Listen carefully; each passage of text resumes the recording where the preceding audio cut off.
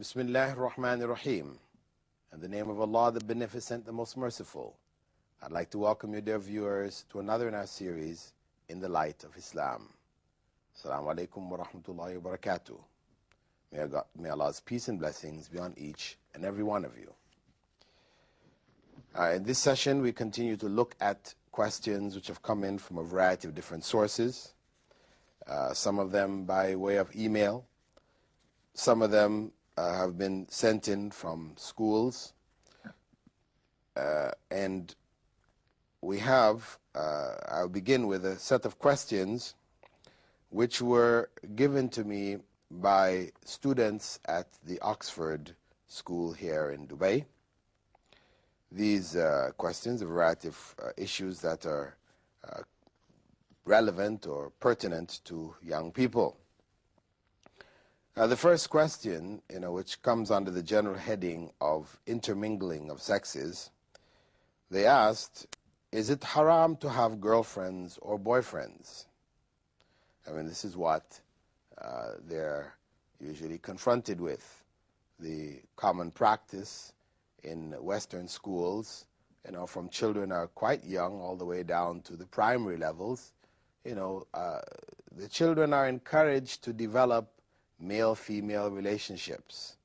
So,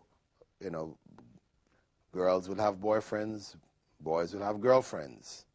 And, of course, this is the natural consequence also of the girls and boys studying together. Whereas in an Islamic school, the Islamic approach, there should be a separation of the sexes. Males are separated from females. So this kind of activity would be lessened. But of course, no matter how much a person tries to make these separations, young people influenced by the dominant world culture, Western culture, will still fall into some of these practices or traps. And the question arises, should, or is it haram actually, or is it just something disliked? Is it haram for boys to have girlfriends and girls to have boyfriends? Well, the point is what age, the point is what constitutes a boyfriend and girlfriend. I mean, these are the issues that we need to look at.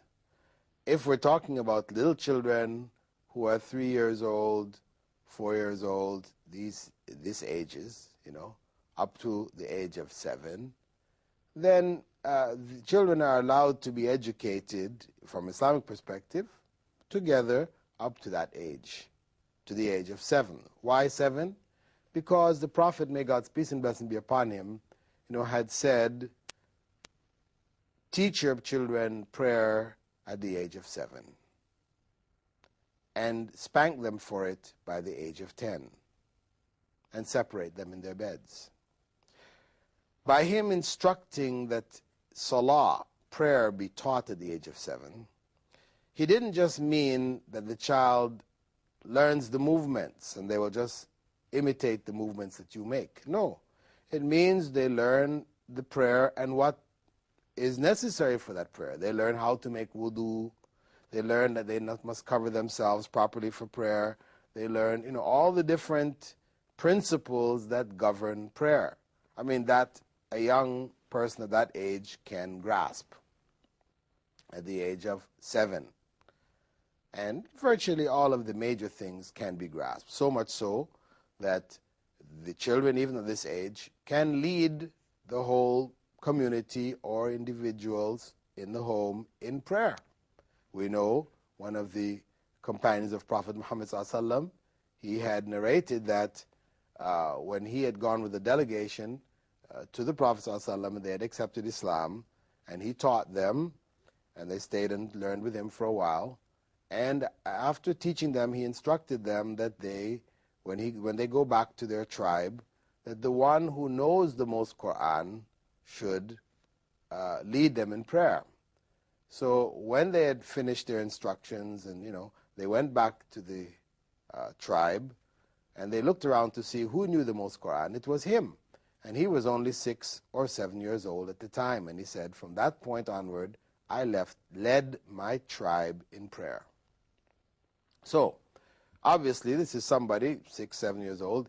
He not only he needs to know what to do if he makes a mistake. He needs to make, sujud to sahau. This is the additional prostrations for forgetfulness. He needs to know if he passes wind, he has to leave prayer. The various requirements that they need to know about prayer, they should be taught, and they can be taught at that age. This is why the Prophet Muhammad ﷺ had prescribed it. So, at the same time, this is also the age when they're also learning about separation. They should not, as children now, they should be very, very, very much aware of covering their aura properly. Not looking at the aura of others, that is the private parts of others. Private parts of the body. Little girls should be properly covered. They should not expose any parts of their body which they're not normally going to be allowed to expose when they reach puberty. They should be taught that from this point, so that they develop that sense of consciousness of their bodies in that sense. And connected to it is all the other things. They're fasting. They should be taught to fast at that period of time.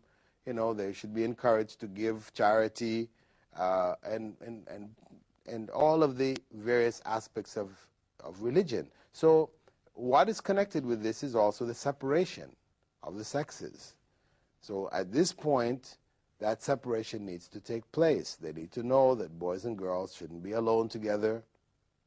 Why? Because as the Prophet ﷺ said, the third is Satan. The third is Satan. So in the earlier ages, 3 years old, 4 years old, where children are not aware of these kind of differences, sure, they can have friends back and forth because this is an innocent friendships. But once they start to reach 7, there is a change which has taken place in the child, which is psychological and emotional. Changes are now taking place. This is why the Prophet ﷺ designated 7. And in fact, modern educational psychologists, etc., do identify 7 as a major turning point, 10 as another point. So the children should learn that they shouldn't have these relationships from then. So naturally, young people, those who pass this question on to me, these are students already in high school, definitely this is not permissible. It's not permissible not because it is prohibited for a girl to speak to a boy or a boy to speak to a girl, because it is not in Islam. But where it becomes a girlfriend and boyfriend, meaning they have developed a relationship, a girlfriend-boyfriend relationship is, in fact, a love relationship, a relationship of love, where people are holding hands or wanting to hold hands or to kiss or to these other things. These are the things that come along with boyfriend and girlfriend, and these are prohibited in Islam. It's prohibited. Prophet Muhammad ﷺ had said, just in terms of holding hands, Prophet Muhammad ﷺ had said that it is better to have an iron spike driven in your head than to touch someone you can marry. Than to touch someone you can marry. This is how severe it is. Because that touch is the beginning. The touch is the beginning which eventually leads to sexual activity. It is a beginning. And so Islam seeks to close that door as soon as it is necessary. To close the door so that the consequences, the other things that will come down once you open that door, these can be prevented. So we can say that from the Islamic perspective, to have boyfriends or girlfriends is forbidden in Islam. Forbidden. The second question is going to discos haram? Again, young people influenced by Western culture, because of course this has nothing to do with Islam. If a child is raised within an Islamic environment, the idea of going to a disco would be completely out of their mind. But now these are young people growing up, watching television, going to movies, reading novels, all of which promote the dance party. The disco is just another version of it, where boys and girls get together, young men, young women get together, and they're dancing to the music. Is this haram? Of course it is haram. The music that is being played is haram. We're going to, this one of their questions also. We'll look at that in more detail when we get to it. But besides the haramness of the music, that the dance that they're doing, the dancing oftentimes involves touching. This is a boyfriend-girlfriend situation again. This is the environment for building that relationship, that boyfriend-girlfriend relationship. And all the movements of modern dance, they're all sexually suggestive. They're vulgar. They're corrupt. So that whole scene is a corrupt and haram scene. Now, if somebody says, "But I'm not going there. I'm not going to be dancing or anything. I just want to go with my friends, and we'll drink some orange juice and whatever." No, because it is a corrupt environment. To go in that environment is to be corrupted. You may initially only go there just to watch, and before you know it, you end up on the dance floor with everybody else.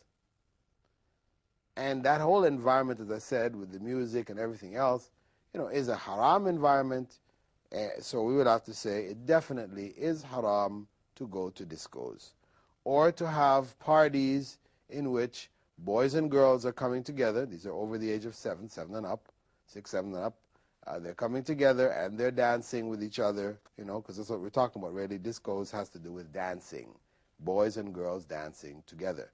Now, if girls have a party, all-girl party, and the girls do some folk dances, they do some folk dances, some dances which are traditional in the society where the girls dance together, whatever, but the dances are not sexually suggestive, then that's permissible. Similarly, if the males get together, whatever, and they do some traditional dances, but again, there should be dances which are not sexually suggestive. This again is permissible, but it's the mixing of the two which becomes clearly haram. And furthermore, the type of dancing, which is the sexually suggestive dancing, this is also completely forbidden. So it means even if it's not the disco that you're going to, but you have a party, whatever is the end of the school year party or the end of the midterm party or whatever party that you have, where you're bringing the boys and the girls together, and that environment in itself, which is promoting boyfriend-girlfriend relationships, and furthermore, the dancing in that environment would be haram, forbidden in Islam, sinful. The question, third question, is a friendly relationship between boys and girls haram when they have no bad intentions and they consider each other as brothers and sisters? Again, a friendly relationship with no bad intentions. Well, again, as they say, the path to hell is paved with good intentions. The path to hell is paved with good intentions. We don't judge right and wrong based on intention. So if you have a good intention, this haram things becomes halal. If you have a bad intention, well then the haram thing is really haram and bad. No. If it is haram, whether you have a good intention or a bad intention, it's still haram. Doesn't change it. So what we're talking about is that relationship itself. The friendly relationship is the first step. The step to boyfriend and girlfriend. Because what starts out as just a friendly relationship, we talk over the telephone, we see each other in school, we sit for lunch together, in the lunchroom or whatever. We're just friends. We're only talking about school, talking about our parents, talking about, general things. It's just a matter of time before that discussion shifts to something of a I love you relationship. How much do you love me, and all these other kinds of things. It's just a matter of time. So, though the initial relationship may be quite innocent and there isn't actual haram going on, that is, of course, as long as they're not alone together, because again, if one says, okay, we're just going to have this friendly relationship, nobody's going to, talk about anything, but we'll go and be in rooms, alone, and we close the door. I will go over as a young boy. I'm going over to my neighbor's house. My neighbor, the girl, she's in my class. We study together. We just, and we're going to go into her bedroom and we'll be studying together and close the door. Oh, this is haram. This is forbidden. One may say, oh, we're just doing our homework. Please. The Prophet ﷺ said, when a young man and a young woman, or a man and a woman, are alone, the third is shaitan. So that environment, that circumstance would not be allowed. It's one thing if, for example, your neighbor is having some problems with their homework and so, so you come over and in the presence of the mother's sitting there, you come and you try to explain something. No, this is how it's done, that is how it's done, whatever. In the presence of the mother or the father, no problem. That keeps it innocent. So it's not to say that a young man may not ever speak to a young woman. Given some circumstance like that, in the presence of the father, yes, you could explain how this work is done, how this homework is done. But just going and saying, we're going to go study now, and you're off on your own, nobody around to supervise or to keep track of what is going on. No, this is haram. It leads to haram. And as they say, whatever is haram, those things or those steps which are necessary to get to that haram also become haram. Right? To get to this point of haram, you have to go up these stairs. These stairs are also haram.